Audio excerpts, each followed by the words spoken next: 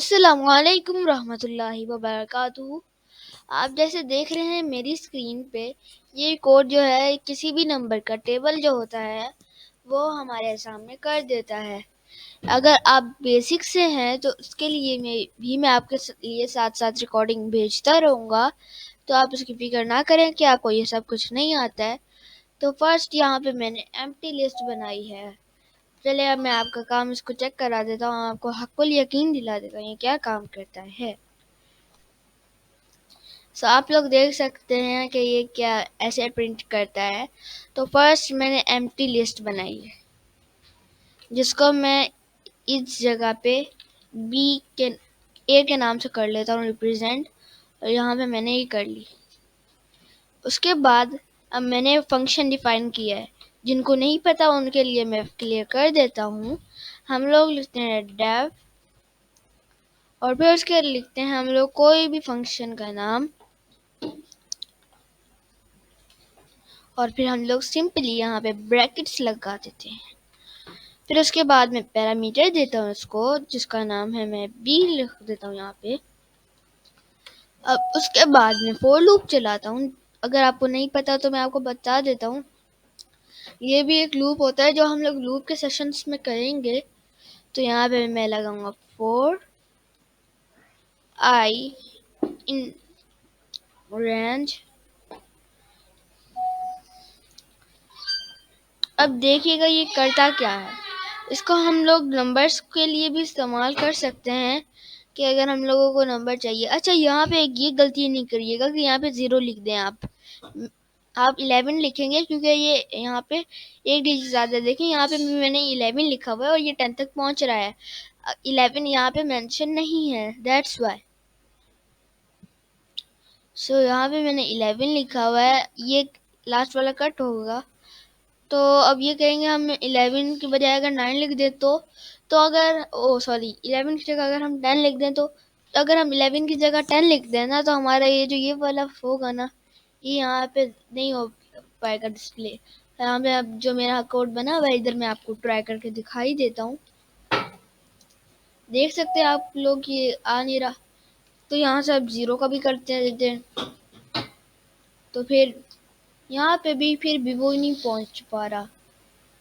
तो that's why ये ज़रूरी होता है कि हम लोग इधर 1 ज़रूर लिखें, 11। तो यहाँ पे इसके बाद अब हम लोगों ने इस लूप का भी फ़ायदा उठाना है, कि हम लोगों को एक लिस्ट मिल रही है जिसके अंदर हम लोगों के पास ये है। अब उसके बाद हम वेरिएबल बनाते हैं, जिसका मैं नाम रख देता हूँ सी। अब यहाँ पे जैसे मैंने इस्तेमाल किया था, हमारे पास यहाँ पे है बी मल्टीप्लाई बाय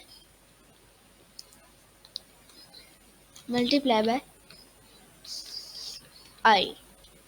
अब यहाँ पे अब मैं इसको प्रिंट करूँगा, लेकिन इस तरीके से। अब यहाँ पे मैं F लगाऊंगा।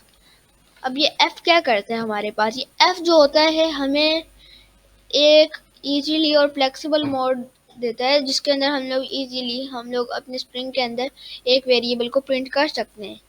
तो अब यहाँ पे मैं क्या करूँगा, मैं यहाँ पे एक ये लगाऊंगा और लिखूंगा B। अब यहाँ पे मल्टीप्लाई का साइन मेरे क्लिपबोर्ड में है और वो मैंने लगा दिया यहाँ पे। उसके बाद फिर मैं लगाऊंगा, और फिर उसके बाद मैं यहाँ पे लिखूंगा आई, और फिर लिखूंगा इक्वल। अब यहाँ पे मेरे पास है सी, अब यहाँ पे सी प्रिंट कर दूंगा। अब दूसरा मैं क्या करूँगा,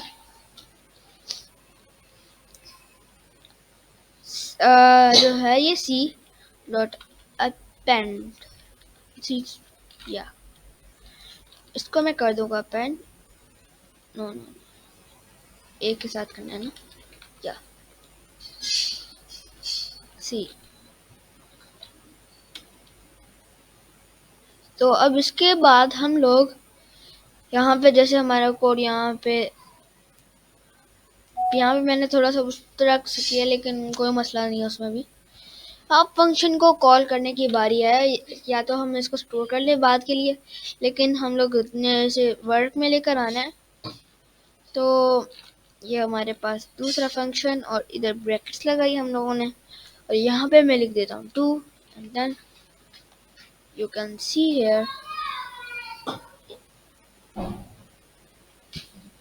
यहाँ पे प्रिंट हम लोग अगर आप चाहें तो सिंपली प्रिंट ए भी कर सकते हैं, जो आपका दिल चाहे, लेकिन मैं जैसे बेहतर समझता हूँ ये वाली जो फॉर्म है ये थोड़ी सी अच्छी लगती है।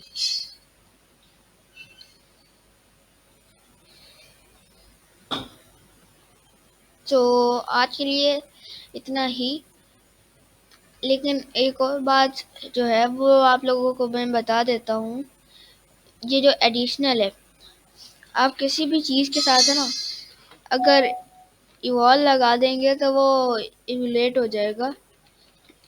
तो ये देखिएगा आप,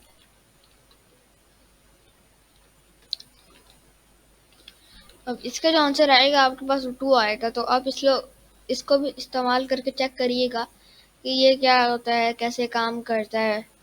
तो आज के लिए इतना ही मेरी तरफ से, आप लोगों को अल्लाह हाफिज़।